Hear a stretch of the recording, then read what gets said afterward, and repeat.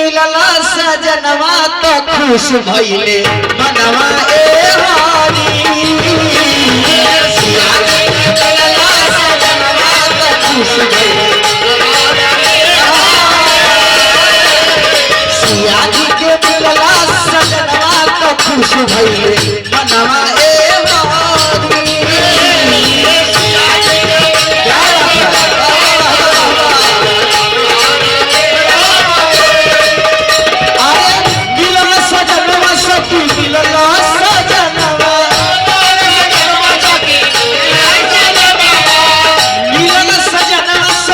मिलना सजनवा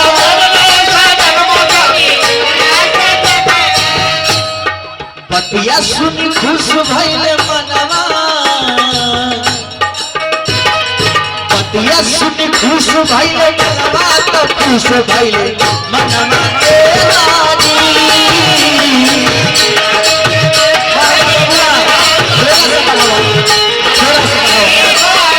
अरे सिया जी के मिलला सजनवा तो खुश भइले मनवा ए रानी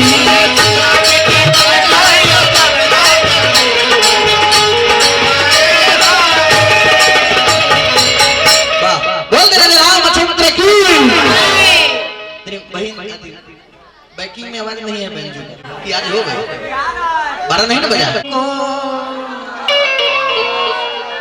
बड़े नसीबों से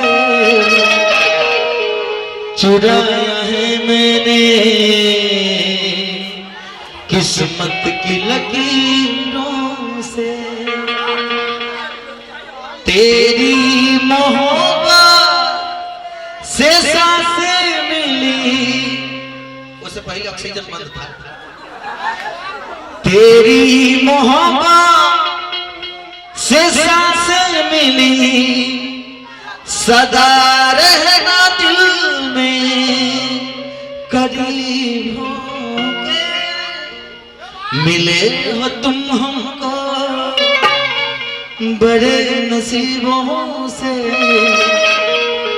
चुराया है मैंने किस्मत की लकीरों से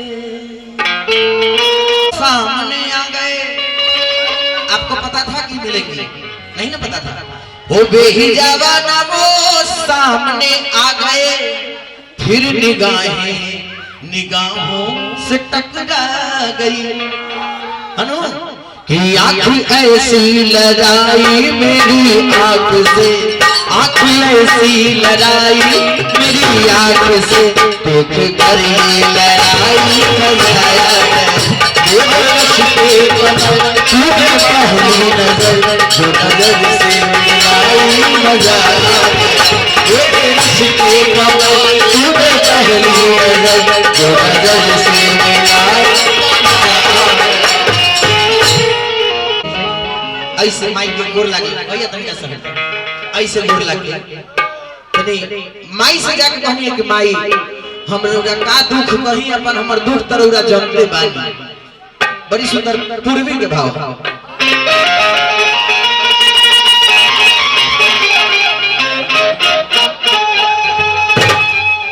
हो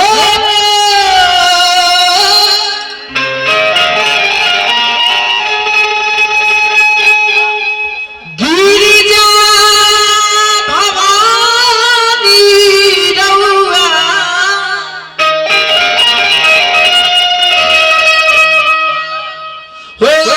गिरिजा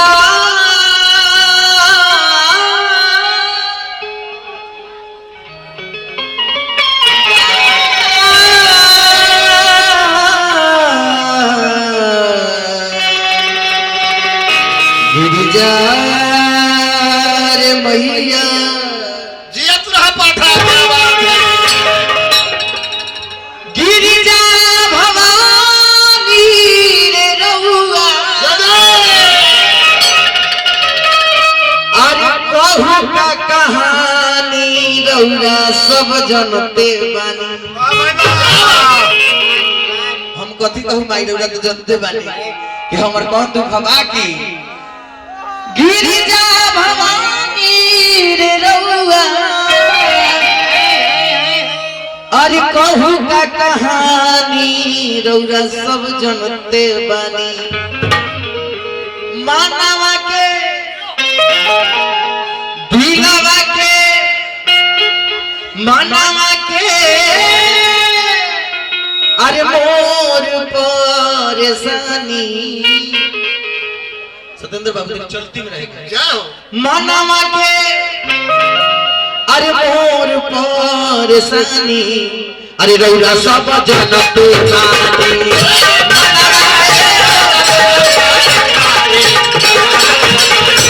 मानवा के मोर परेशानी रौरा सब जनते बानी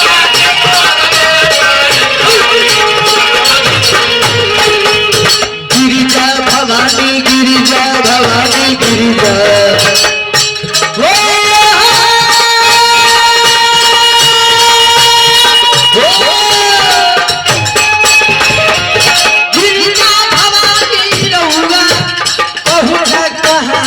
रौरा सब जनते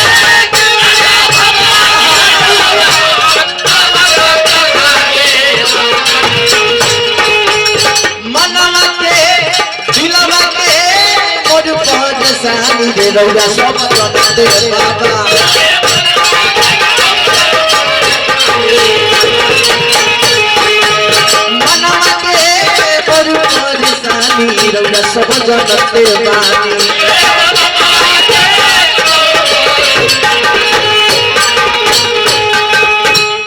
मनवा के मोर परेशानी है माई रौरा जनते बानी।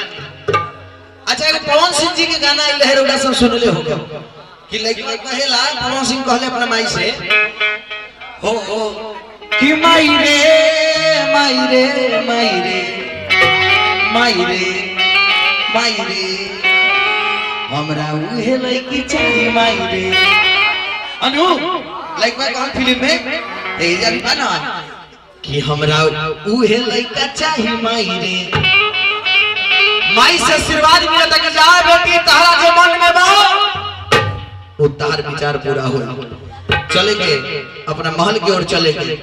अब यहाँ से पूजा करके अपना सखी के साथ महल की तरफ चलने हैं। अब हमारे बीच जो सबसे बड़का कार्य होने जा रहा है धनुष थोड़ा धनुष को मंगाया जाए धनुष के मंगाया जाए संजीत बाबू धनुष ई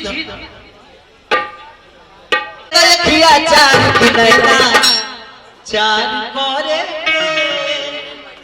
तब बोलो बिहार करे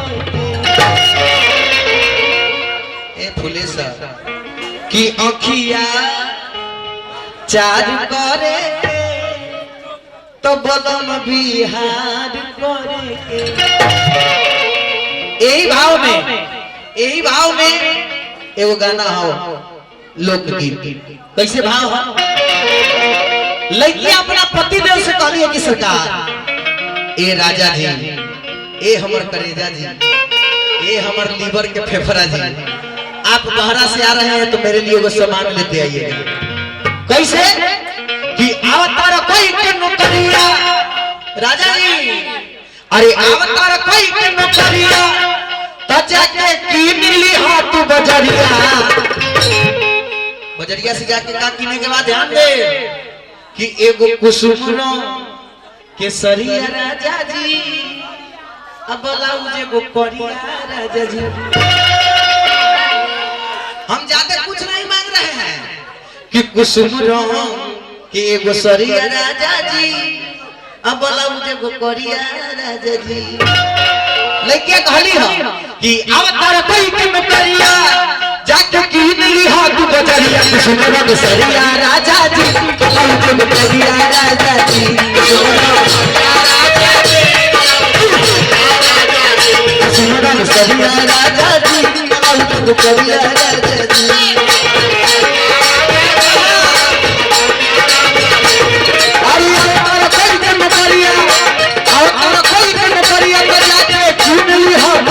करिया राजा जी ब्लाउज करिया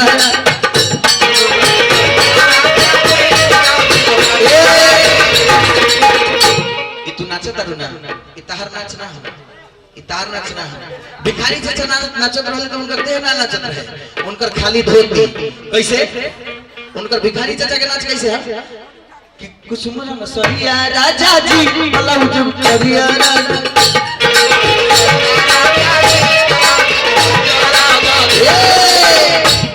ई करिया ब्लाउज खातिर आइल ह 100 में तो पंकज भैया को पीस हो, ओकरा बाद टेलर के फीस 200 हैं। ई तो फीस के लू तनके तर में ओकर पीस के दाम दे दे।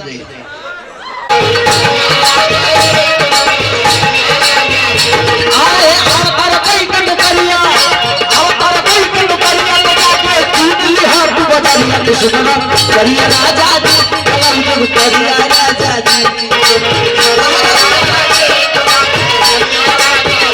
सुना के सरिया राजा जी कलम जुग करिया राजा जी।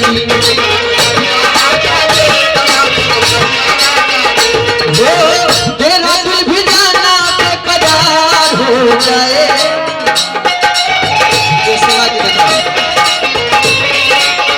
मेरा दिल भी जाना बेकरार हो जाए, रब करे तुझको प्यार हो जाए, रब करे तुझको। तेरा दिल भी मेरा तलबगार हो जाए।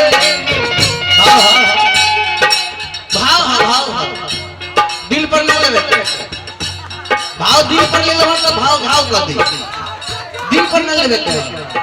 गाना बजाना सुन के खराब चीज है छोड़ के नीमन चीज लेके भरे जाए अनु। आ ज्यादा सटला के काम नहीं के कोरोना है, पता ना तू के करते में छुआइल के गए। तेरा दिल भी मेरा तलबगार हो जाए, तेरा दिल भी मेरा तलबगार हो जाए, रब करे तुझको प्यार हो जाए, रब करे तुझको। सुना के सरिया राजा जी कलम जुग करिया राजा जी, सुना राजा जी कलम जुग करिया राजा, कुसुम सरिया राजा जी कलम जुग करिया राजा जी।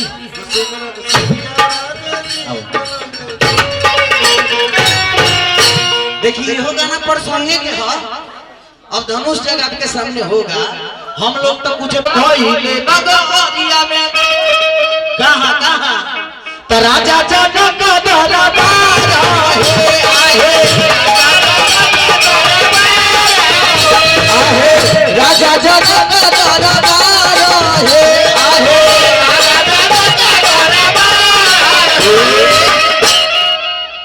राजा जनक की कठिन प्रगठाने, राजा जनक जी पूरा कठिन ठान दिए हैं कि जो वीर धनुष को तोड़ेगा वही सीता से नाता जोड़ेगा।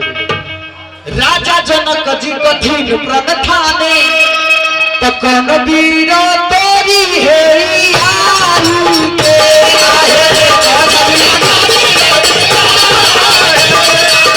कौन वीर तोरी है यारू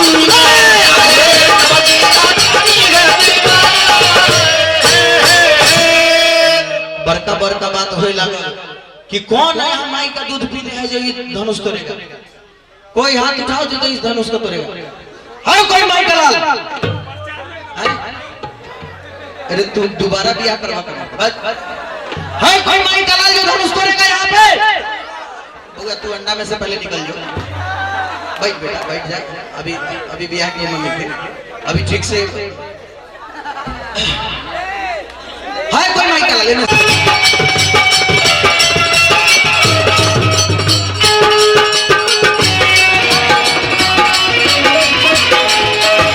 हरि बोल हरि बोल।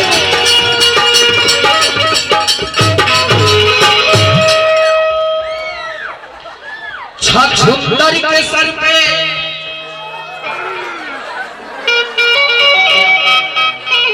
इधर इधर इधर आओ, ध्यान दीजिए तनी एकरा मुंह पर लगैया कि बेलकुंडा निशा द्वार पर कोनो 12 चकवा टरक एकरा मुंह पर चढ़ गया।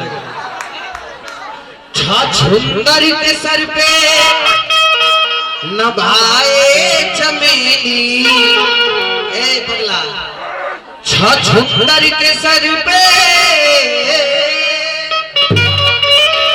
छछुंदर के सर पे नभाए चमेली मुंह देखा जाए ना मेरा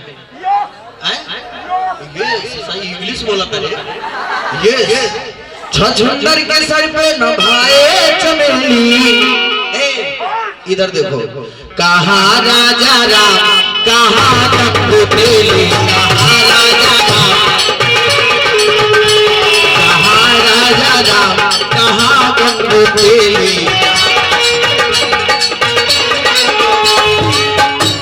छछुंदर के सर पे छछुंदर के सर पे नभाए चमेली छछुंदर के सर पे छछुंदर के सर पे नभाए चमेली कहा राजा राम कहा गंगोत्री कहा राजा राम कहा गंगोत्री कहा राजा राम कहा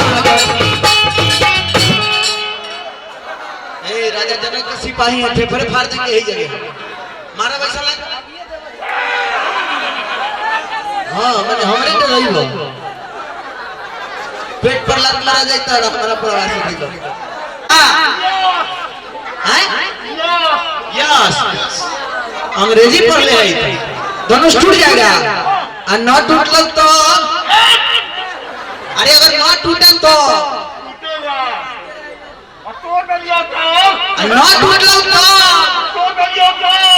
न टूटल तो बेटा आई न टूटल तार शराब पिए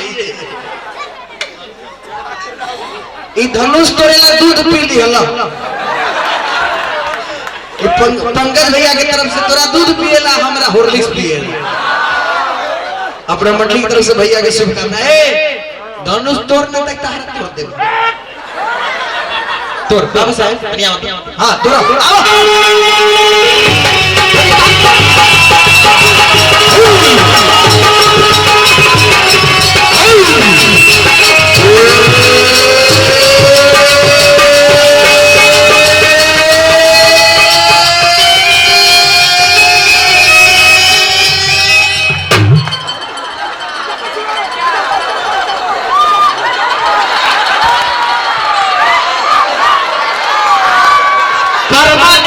कर दिए अरे एकरा का भइल रे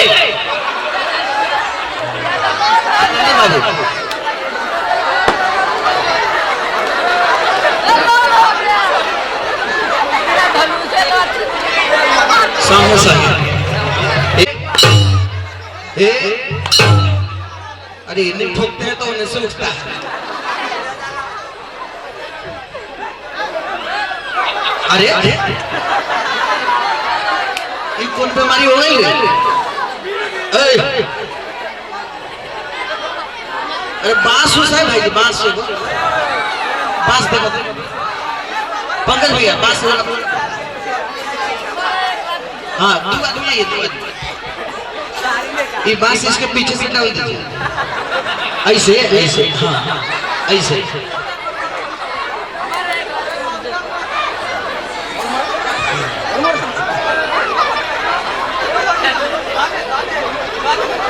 ये तो वीर के दूधों वीर खत्म हो गए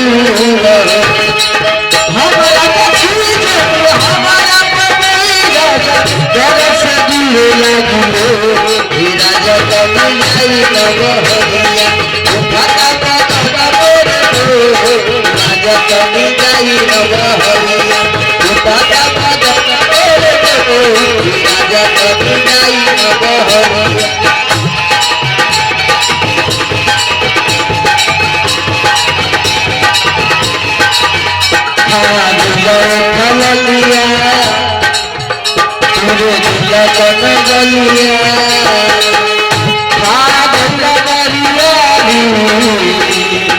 हम सोनिया गलिया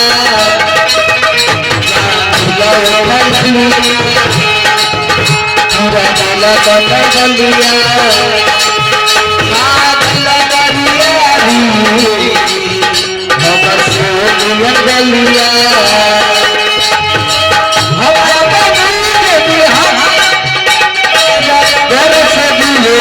राजा कलुनाई नगहरिया दादा बदन तेरे को राजा कलुनाई नगहरिया दादा बदन तेरे को दादा बदन तेरे को राजा कलुनाई नगहरिया दादा बदन तेरे को रेडी रेडी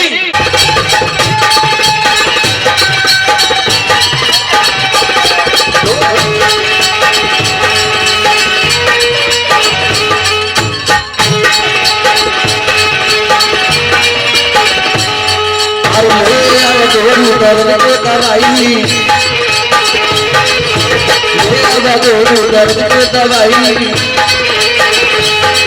अरे सुतगल सैया से रखिया चपके बकरी बहिल बात नदिया लपके बकरी बहिल बात नदिया लपके तक हिया बता कलाई ले आवत हो दर्द के दवाई आज सूत गई सैया से रखिया चपके आज सूत गई सैया परशुराम चाचा अरे रतिया चपके क्या बात है तो ककड़ी गइल बा कमरिया लपके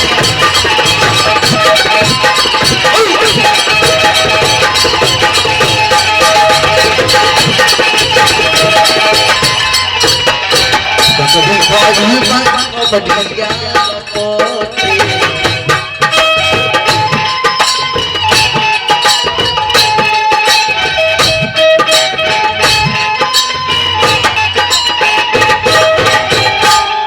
बढ़िया बढ़िया जब है सरकार नीचे चला ना दोनों आदमी कूद जा नीचे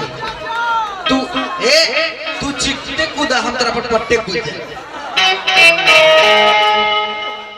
बाबूआ धनुष जग के भाव है पत्नी कहली है कि सरकार हमरा एगो हमार वॉलंटियर चाहिए कहां गइले पंकज भैया आइए ना आप ही आइए आओ आओ अब एक पंकज भैया के लिए जोरदार ताली हो जाओ तनका देर के लिए समझ लीजिए कि भौजी ही है तनका देर के लिए तू समझ लगे तक डर लागे ही ठीक ना हाथ बाह में बाहर रहे ये भाग पत्नी अपना पति से कहली कि सरकार हमको मेला घूमने जाना है जहाँ धनुष जंग लगा है कुछ पैसा देते तो हम सारी रिश्ता के हम तनी निकलते कैसे पत्नी कहली है लठियावा कहाँ गई है लठियावा तनी अंदर से बाबा लठियावा दे दो तनी आई तनी भैया से लाठी खेवा दिए करे पत्नी अपना पति से कहली है कि लाठी लीजिए हमको जितना मारना है मारिए बाकी हमको आज मेला आप घुमाइए पत्नी कहली इतने ध्यान दे सब लोग वीडियो बना के इनका घरे के दिखा देवे है ना घरे क्या रहती प्रणाम करेले कन्या हती रौदा जहां भी आती प्रणाम करेले हम अब देखिए पत्नी अपना पति से कहली है कि लाठी से मारो चाहे मार के मुआ द जुअन सुनिए हमको मेला घूमने जाना है घुमाइए ना तुम लोग कि लाठी से मारो चाहे मार के मुआ दे जुअन ऊपर पारा हमके मेला घुमा दे जुअन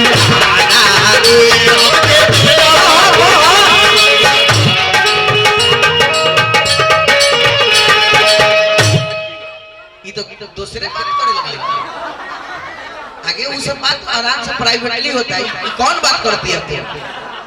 मेला घूमने चलना है कि लाठी से मारो चाहे मार के मुआ दे जुअन हमके मेला तू घुमा दे जुअन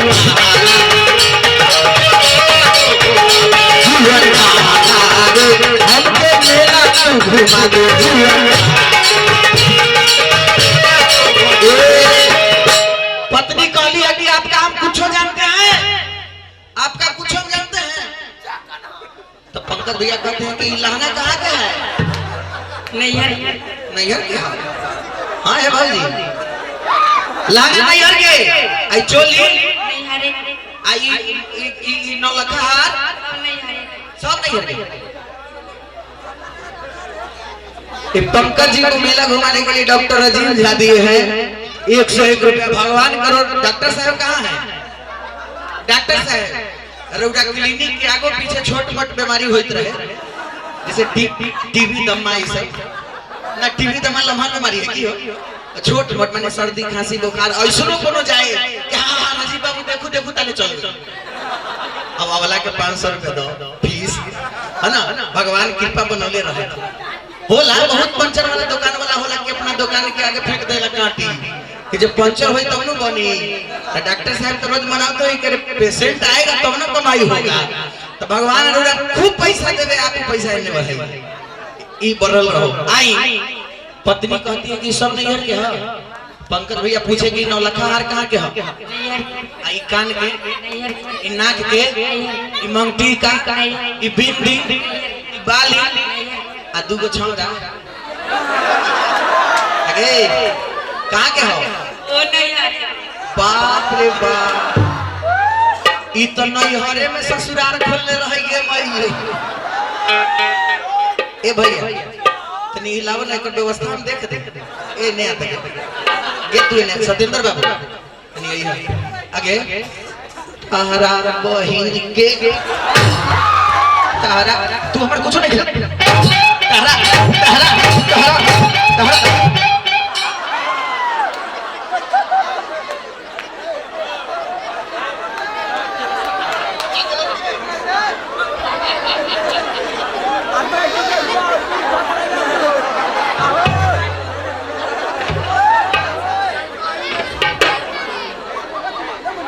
लगल नो बाबू है हमरा बिहार के लाग लगे।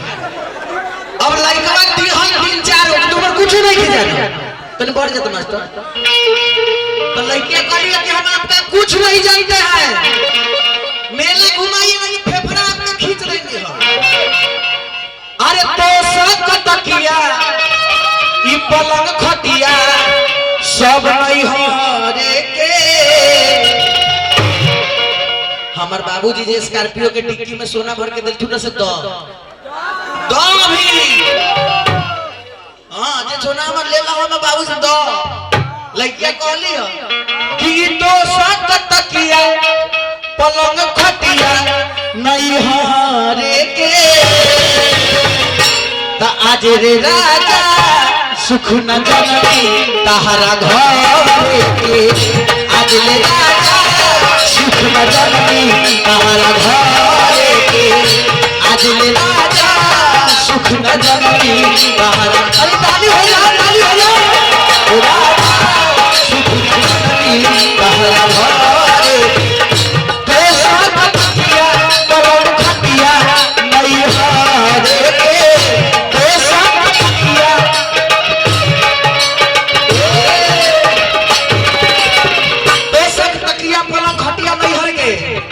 आज ले राजा सुख न जननी तहरा घर।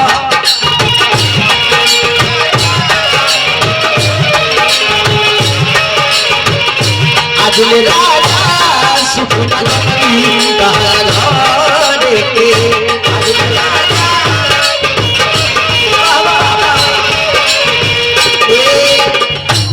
आज ले राजा सुख न जननी तहरा घर के। बाबूजी धराई दिहले तोहरा से हाथ रे ले चलो हमारे के अपना तू साथ रे। बाबूजी धराई दिहले तोहरा से हाथ रे ले चलो हमारे के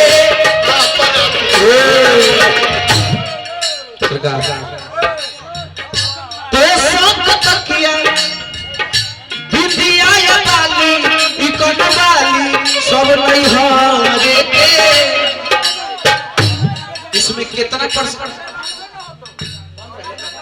ये में कितना परसेंट सच्चाई है आप देखे? ये ग्राम पंचायत को भी इधर मत कर, इधर इधर ग्राम पंचायत ने करे कोनो केस ठोक देगा। ये चलते ग्राम पंचायत के हाँ हाँ भैया हाँ बोला बोला पैसा पहले देवे के गाना बजाना बाद में। की ना शिवचंद्र परसवातिया लोरे गिर रहल माई के माई कहत के लागत कि हमरा बेटी के करम में शादी नहीं खेली। माई रोवत ये कहत ये बबुआ आहे ऊंची रे अतरिया चढ़ी झांखथिन सुने नारानी आहे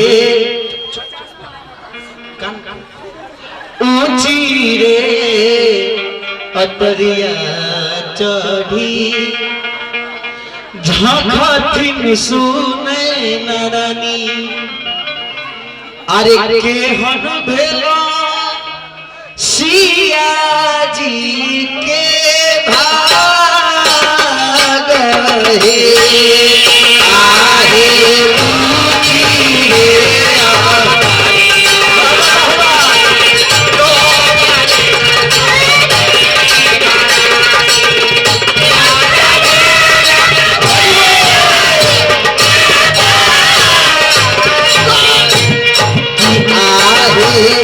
ऊंची रे अतरिया कभी रोवथिन सुने नारानी केहन भेला सिया जी के भाग हे आहे ऊंची रे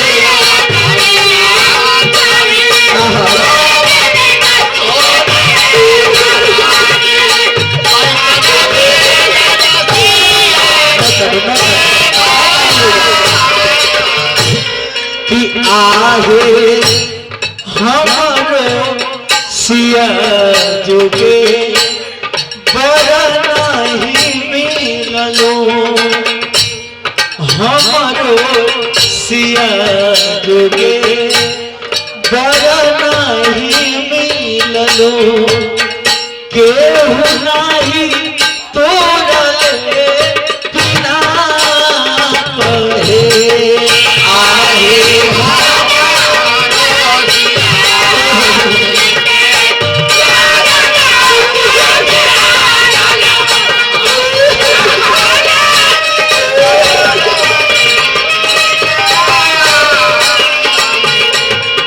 आहे केहू नहीं तोरा बिना कहे आहे केहू नहीं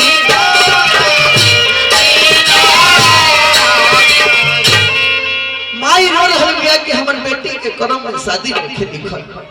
माई तो चली अपन रो रहल बिया कि बाबूजी।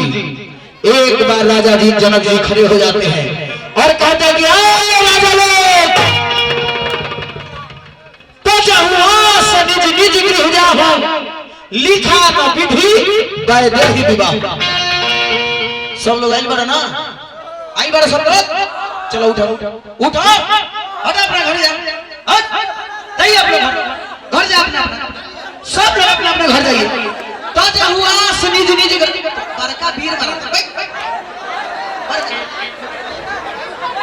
राजा जनक जी कहते हैं कि अपना छोड़ दीजिए। हे देश विदेश के राजागण हम किसे कहे बलशाली है। हमको तो विश्वास हुआ कि ये पृथ्वी वीरों से खाली है। राजा जनक जी खड़े हो जाते हैं और कहते हैं बड़ी सुंदर एगो बड़ी सुंदर भाव विद्यापति जी के हैं। जय जय कि यदि हम जनती परन नाही ठनती। अगर हमरा पता रही कि धरती वीर से खाली है तो मैं ये प्रण कभी नहीं लेता। राजा जनक जी कहतनी कि यदि हम जनती परन नाही ठनती भले सिया ध्यान दे भले सिया रहमन कुमार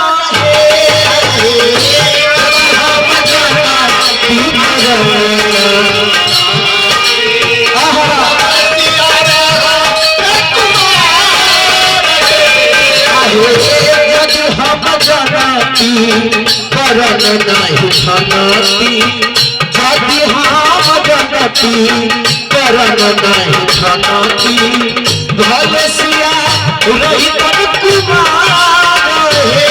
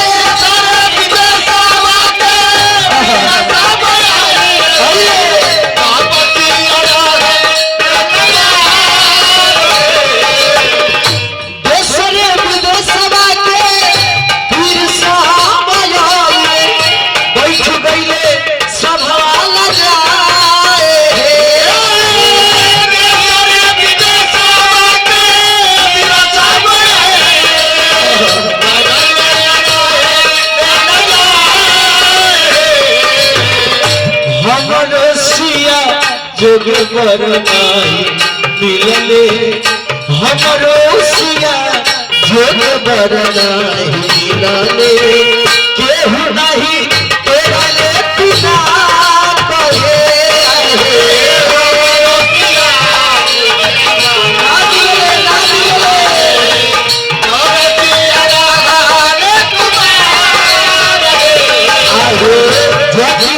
जनती करन नहीं छनती यदि हम जनती करन नहीं छनती भले सिया रहमन कुमार हे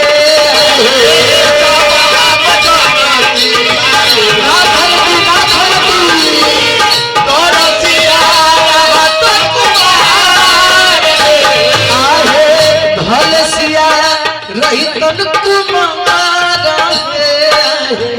भले सिया रहमन कुमार। राजा जनक जी कहने कि हमरा विश्वास हो गई कि धरती वीर से खाली है। हम जान गए कि धरती वीर से खाली हो।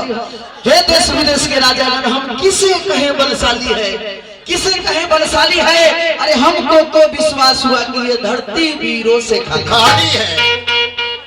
लखनलाल वहां बैठे हैं। सब लोग देखिए शेषनाग के अवतार लखनलाल यहाँ बैठे हैं। लखनलाल के कान में जो सही गई कि धरती वीर से खाली है। एक बार लक्ष्मण जी खिसिया के खड़े हो गए। नीचे दौड़ के नीचे एक बार खिसिया के खड़े हो गए और लक्ष्मण जी कहते हैं राजा जनक जी बोलिए बोलिए राजा जनक जी सरस्वती राजा जनक जी राजा जनक जी तनी जोर से अच्छा आप तो लेडा है ना ये लेडा यही तो थे हैं मर्द लेके बोले राजा जनक जी राजा जनक जी वाह तनी ताली हो जाए बउआ खातिर क्या बात है। लक्ष्मण जी कहते हैं कि राजा जनक जी जवान को नाम दीजिए जिस सभा में रघुकुल ना समझिए कि पूरा रघुकुल बैठा है। रघुकुल बनी श्री राम बैठा बनी उस सभा में आप कैसे बोल सकते हैं कि धरती वीर से खाली है। सत्येंद्र बाबू आज इस धनुष को नहीं जहां तक आपका राजा जनक जी का दरबार है पूरा दरबार में उठा के अभी पलट छोड़ दीजिए धनुष के बाद हटाइए। जहां तक आपका जनकपुर नगरी है उसको ऐसे उठा के और ऐसे पलटूंगा। अभी पलटूंगा मैं पूरा खिसिया के फायर माने कि आज धनुष को तोड़ के रहेगा। सात्विक स्वभाव से कहता हूं नॉट एन एटीट्यूड। एटीट्यूड से कोई लेना देना नहीं है। घमंड से नहीं बोल रहे हैं। सात्विक स्वभाव से कहता हूँ कि आ गया भैया की पाँव में, तो ये धनुष क्या है? सारे इस भूमंडल को एक गेंद समान उठाऊं मैं, सारे इस भूमंडल को एक गेंद समान उठाऊं मैं।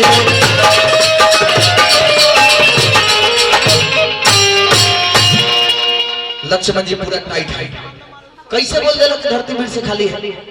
भैया बैठल बनी, हम बैठल बनी, रघुकुल के दो लड़का बैठल बा, कैसे बोलला कि धरती भीड़ से खाली है? एगो बड़ी सुंदर गाना आइल है अंदाज फिल्म में, अंदाज में एगो बड़ी सुंदर गाना रहे कि किसी से तुम प्यार करो, फिल्म में गाना रहे पंकज भैया, मगर इजहार करो कहीं न फिर देर हो जाए, कहीं न फिर देर हो जाए, क्योंकि यही दिल चुराने का, यही दिल लगाने का अंदाज होता है। यही अंदाज होता है। यही भाव से लक्ष्मण जी कहनी है, क्या कहनी है कि जनक तनी दान बात तनी कम करा, जनक तनी दान धरा बात तनी कम करा, राजा तनी बात माना हो हमर औकात जाना हो, राजा तनी बात माना हो राजा तनी बात माना हो हमर औकात जाना हो।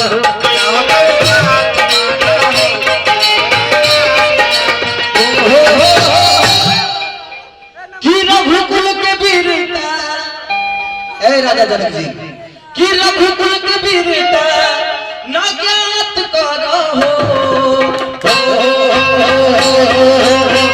जनक तनी कौन धरा बात तनी कौन करा, जनक तनी कौन धरा बात तनी कौन करा, राजा तनी बात मानो हो हमारी बात जानो हो, राजा तनी बात मानो हो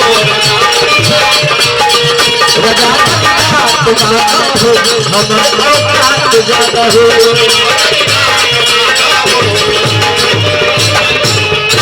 तक पानी देखिए कोई एगो गिलास पानी, राजा तनी बात मानो हो हमारा औकात जाना हो, औकात जान के बोलिए, औकात जान के बोलिए मेरे सामने। अब जैसे ही खिसिया रहे हैं कि गुरुदेव गुरुदेव,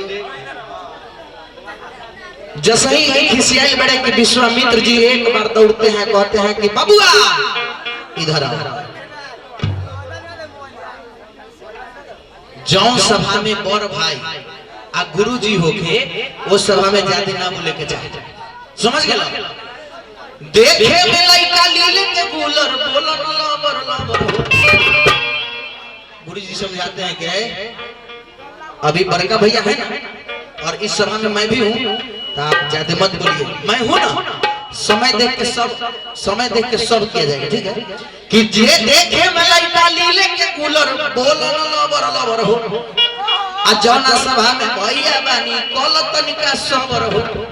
बाबू सबर करे के हे शेषना के अवतार, तू शेषना के अवतार बाड़, तनिका खिसियला तो आधा नेपाल साफ हो गई, ओकर झटका में बिहारो में आइल रहे है सरकार है, जरा खिसियाई ना, ठीक ना?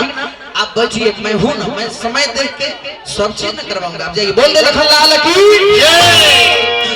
अब इन्हें देखिए, विश्वामित्र जी राम जी के पास जाते हैं, कहते हैं तुलसी में रामायण में लिखले बने कि विश्वामित्र समय शुभ जानी, बोले अति स्नेह में वाणी। तो कभी सब लोग हाथ उठाई, सब लोग हाथ उठाइए ताली बजा के, राम सिया राम जय जय राम,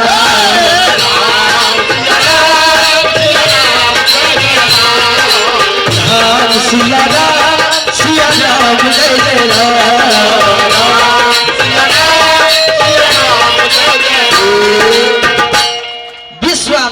समय शुभ जानी बोले हर गिलासवा में छेद बाटे भैया हो सारा पनिया धीरे धीरे चू जाई।